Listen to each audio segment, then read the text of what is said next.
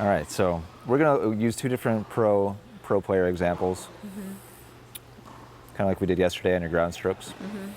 And also like on your ground strokes, we're gonna use a couple of different stop points in the serve and kind of look at the positions at the bodies and compare. So the first position we're gonna look at is what people refer to as the trophy pose, which is basically the singular most kind of loaded, prepared, the most energy stored in preparation to unwind and actually release energy into the ball. And so the main keys here are chest facing back towards the camera, which is rotation of the core back, so that we can then use that energy and rotate forwards. Another big part of it is this vertical tilt up towards the ball.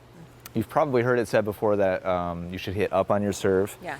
And so everybody kind of knows that, but not many people understand how to do that. And this is the reason why it happens on a world-class serve, is the shoulders, upper body, is actually aligned upwards towards the ball. Most amateur players are totally horizontal. Right. And so as a result, they hit very lateral and very straight, whereas professional players are hitting upwards. Like literally they're aligned and hitting upwards towards the ball. Okay. So those are the main things there. Earlier you were talking about the racket getting on edge, and that starts by dropping it and loading it.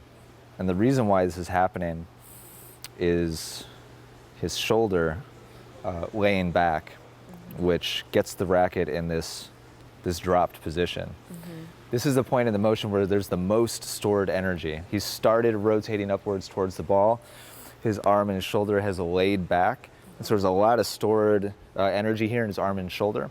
And then as he goes up towards the ball, all of that releases up through the point of contact. This is just like what we were talking about on your forehand, where the body led, the arm and the shoulder kind of lagged back, and then released forwards through the point of contact. It's the same thing here, except it's aligned vertically. Okay. So from there, this is that position you were talking about with the strings. This is the hitting surface right there. Right. This is like a split second before contact. The longer he holds this position before releasing it, the more energy gets unwound through the ball. Okay. The earlier this opens, the more that energy is used up before contact, and it ends up turning into kind of a pushing motion instead of snapping. A lot of players think this is snapping. It's actually all of this releasing and turning outwards to the right. So this is right before contact. Contact has his racket facing his target. And then shortly after contact, his hand and his racket are facing to the right. Yep. So from this to this is what people feel and describe as snapping. It's actually the whole arm and shoulder, forearm, hand releasing out to the right. Okay. Now I have one other angle for you of a WTA player, and we're going to look at the same elements. This is Azarenka. So this is that loaded position, trophy pose. She's not rotated quite as far back as Novak, but if we were standing right behind her, we'd see at least a little bit of the front of her shirt. And she's not quite as tilted upwards as Novak was, but you can see she has a really clear vertical alignment with her shoulders. Right. Here's that racket drop. Racket on edge. So right here, his strings are still facing along the baseline. Contact.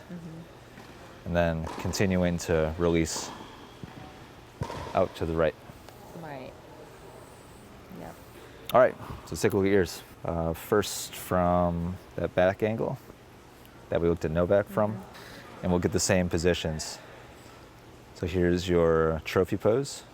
So we can't see the front of your body, your hips or your torso, your chest, your shoulders. And your left arm is up, but the plane of your shoulders is actually flat. And we'll see this from the side angle a little bit better. So we're missing the turn, we're missing the tilt. And then from there, this is as low as your racket gets, right here. So you're really not getting below your shoulder blades. Novak and Victoria were both down below waist height. Novak's kind of a freak. He's super flexible, and he was down almost to knee height on his racket drop. And I don't expect you to get to the depth that they do, by the way. You should at least be at mid back. Okay. Probably lower back. I'm guessing you're flexible enough that we can get down to lower back with your racket drop. There's two reasons why this isn't happening. The first one is the position of your forearm. Novak, I pointed out, was pointed down towards the court. Yours is pointed up. But the bigger one is where your hand is facing right here. If you were to open your hand up and just kind of face your palm open, it would be facing up towards the ceiling at that same position. His palm is facing to the left. Right. So, yes, to the side, right. So he's in this position, you're in this position. And so your strings have opened really, really early, which doesn't give us that kind of loading, that storing of energy that I was talking about to release through the ball. The strings are facing upwards right away, and it's a very pushing motion. What's interesting is you actually release here. You push forwards through, and then at the end you turn out, which I'm not sure I've seen before. Oh, really? Like that turn out should be the result of your hand wanting to continue to unwind, but you didn't unwind from here to contact. Everything is kind of in line and kind of just goes straight. Yeah. But then after contact, you're releasing anyway, which is kind of interesting. It should happen as a natural byproduct of having gone from this position to this position at contact. And then just that momentum wanting to continue is what should result in this. Okay. But you're going from this position to this position and then turning it after contact. Our biggest opportunities are rotating back stronger, getting in better alignment with your upper body, and getting the path of the racket on edge so that we can release through contact instead of pushing through contact.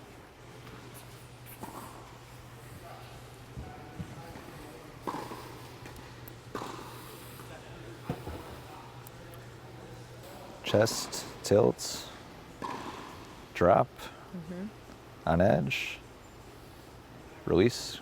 Great. Pretend as if you have a ball in your hand, and your task is to move through that full motion while pretending like you're actually putting a toss up in the air. And so this would be kind of full speed, but not like, you're not trying to like juice it up and go super fast, but a little bit more real life, maybe kind of like a second serve, maybe a tentative like second serve tempo. That's good, Mary. No faster than that. Take a little bit of time in between and just kind of make sure you're feeling what you're doing. There you go. That's it. You'll probably feel a little bit off balance and a little bit exaggerated. That's about what you want right there. So that's looking closer to good tennis player now. Yeah. We've got more of an alignment towards up towards the toss. Yep. And everything else stayed. Yep. Okay. I'm going to give you a ball, and you're going to toss it, but not where you can hit it. You're going to take the ball and literally like toss it out into the court where you couldn't possibly hit the ball. This is just to create, like, the ball has so much to do for players with, so we're trying to just create a little stepping stone here between real life and like the practice swings.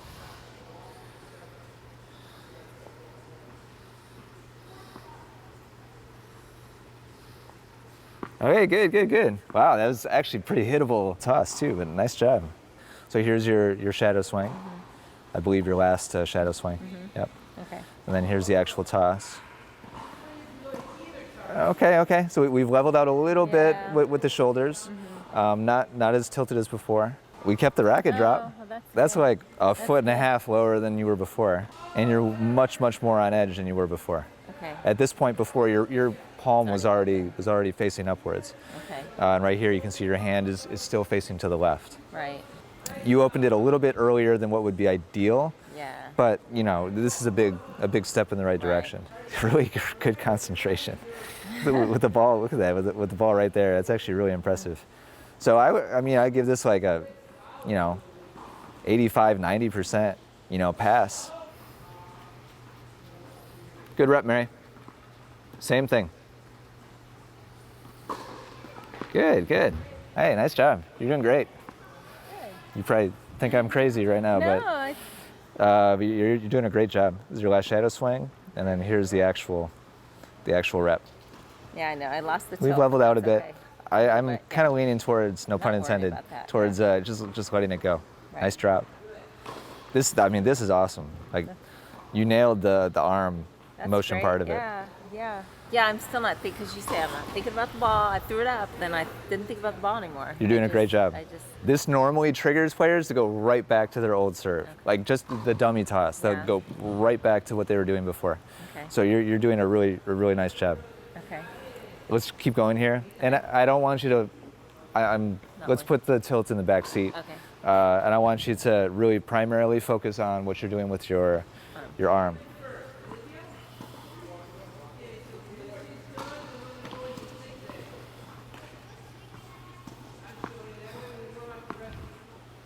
Racket drop, on edge.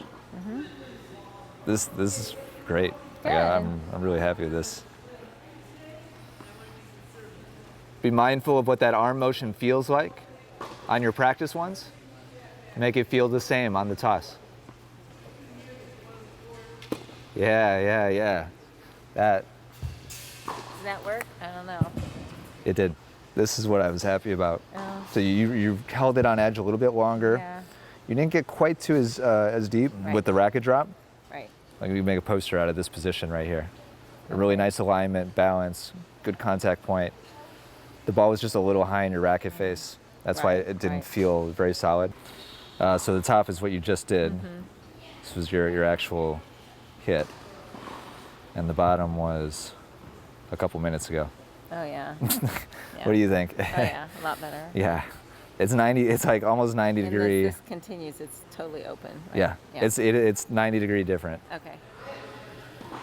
You're doing a great job with the motion. That's the most important part right now. We'll figure out the toss.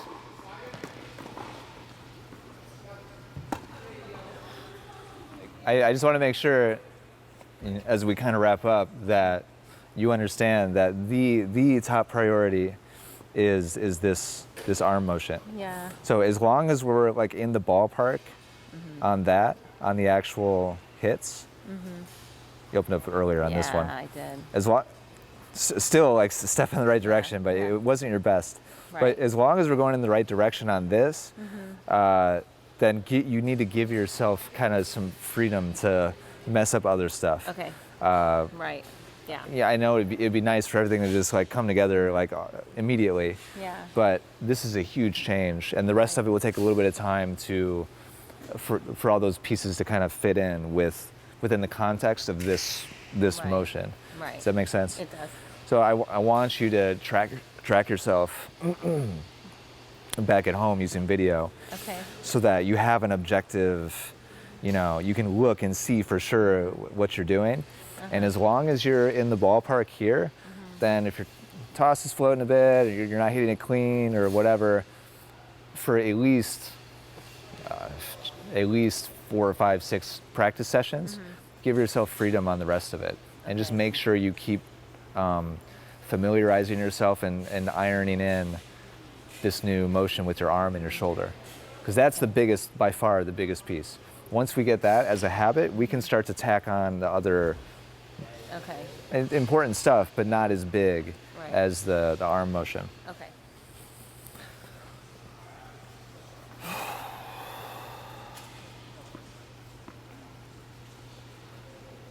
Nice, Mary. Good. That was a good one to end on. Good. Okay. That was good. Nice job. But then getting to where in my mind it feels smooth, because when I Yeah. do it with the ball, I still feel like I'm, like it's almost slow motion. Like it's not that. That's, clean whip. in a way, like that's a great problem, because most players, like, they have zero awareness, and it goes so fast, and they're constantly going back to their old habit, and they can't feel the difference between the two. So in a way, the fact that it feels slow right now Yeah. is kind of a blessing, Okay. so that you can actually manage it and keep track of it Yeah. and keep doing it right. Yeah. In time, you'll learn how to speed it up Okay. and get more acceleration. Okay. Great. All right. Well, thanks. Yeah. Thank you very Nice job. much. Nice job. Yeah.